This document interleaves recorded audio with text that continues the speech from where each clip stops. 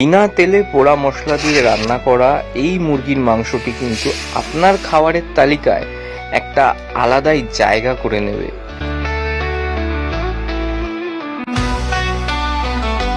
সবার প্রথম আমি এখানে গ্যাসের চুলায় পেঁয়াজ, কাঁচা লঙ্কা, টমেটো এবং রসুনটাকে ভালো করে কিন্তু আমি পুড়িয়ে নেব।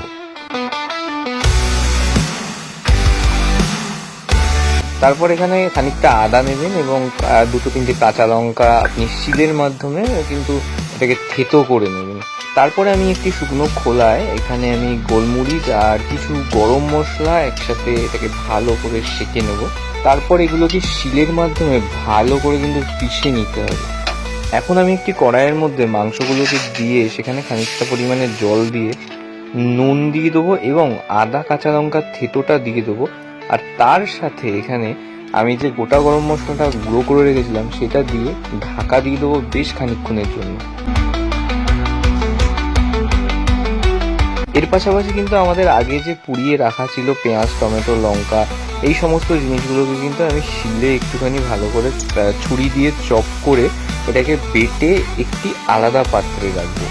এরপর ঢাকা খুলে যখন দেখবেন মাংসটি 70% রান্না হয়ে গেছে, তো তখন এখানে কিন্তু পোড়া বাটা মশলাটা এখানে দিয়ে ভালো করে মিশিয়ে এটাকে আরেকবার ঢাকা চাপা দিয়ে রেখে দেবেন। আর হ্যাঁ, খাবারটির রং দেখে কিন্তু আপনারা বিচার করতে যাবেন না, এটি কিন্তু আপনাদের খেয়ে দেখতে হবে। আর আলুগুলো কিন্তু এর পাশাপাশি আমাদের রেডি হয়ে গেছে। তো আলুগুলো প্রেসার থেকে বার করে জল ছেঁকে নিয়ে সেই মাংসর মধ্যে কিন্তু আমরা আলুগুলোকে দিয়ে ভালো করে নাড়াচাড়া করে খানিকক্ষণ মতন ফুটতে দেবো। এরপর খানিকটা এখানে ধনেপাতা আমি কুচিয়ে নিয়েছি, তো ধনেপাতাটা তারপরে দিয়ে দেবো। আর তার সাথে দিয়ে দেবো কিন্তু একদম পাতিলেবুর রস এবং সেই যে মশলাটা গুঁড়ো করে রেখেছিলাম গরম মশলা গোলমরিচের, সেই মশলাটা খানিকটা লাস্টে দিয়ে দেবো এবং গ্যাসটা ফাইনালি অফ করে দেবো।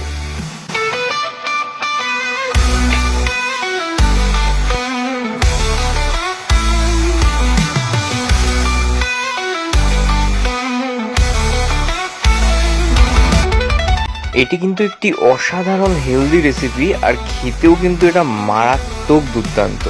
এবার এটাকে খাওয়ার পালা। আমি কিন্তু ভাতটা বেড়ে নিয়েছি আর এখানে আমি স্যালাড নিয়ে নিয়েছি, টমেটো আর লেবু নিয়ে নিয়েছি, কাঁচা লঙ্কা, খানিকটা পরিমাণে লবণ আর এক বাটি সেই পোড়া মশলা দিয়ে আমার স্পেশাল চিকেন। এবার খেয়ে দেখবো কীরকম।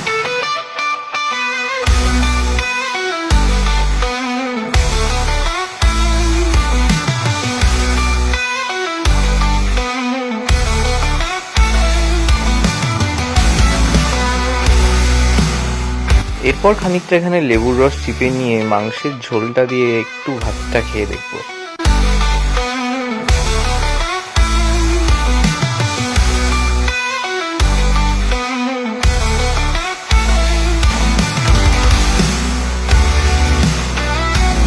ওহ, দুর্দান্ত খেতে! এতটা সুন্দর খেতে হবে আমি কখনো কল্পনাও করিনি।